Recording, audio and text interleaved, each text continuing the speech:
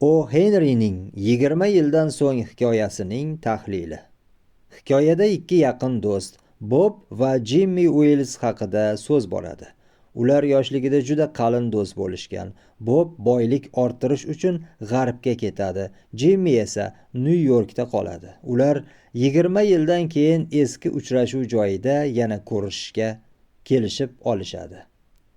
Oradan 20 yil o'tib Bob kelishilgan joyga keladi. U yerda patrul qilayotgan bir politsiyachi bilan gaplashadi va do'sti Jimmyni kutayotganini aytadi.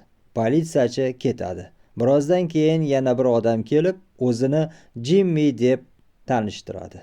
Ular birga yurishadi. Yorug'roq joyga kelishganda Bob bu odam aslida Jimmy emasligini bilib qoladi.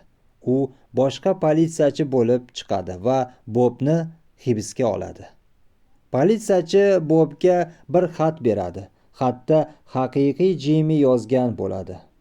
U Bobni tanigan, lekin do'stini o'zi hibsga olishga ko'ngli bormagani uchun boshqa politsiyachi yuborganini aytadi.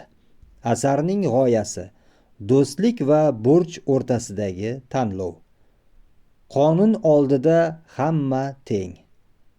Inson ba'zan his-tuyg'u va vazifa o'rtasida qiynaladi.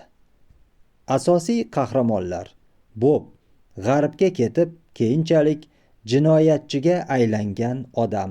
Jimmy Uills Bobning eski do'sti, politsiyachi. Oddiy kiyimdagi politsiyachi Bobni hibsga olgan kishi. Xulosa: hikoya shuni ko'rsatadiki, haqiqiy do'st ham bo'lsa, qonun va burchni buzib bo'lmaydi. Jimmy do'stini tanigan bo'lsa ham qonunni ustun qo'yadi.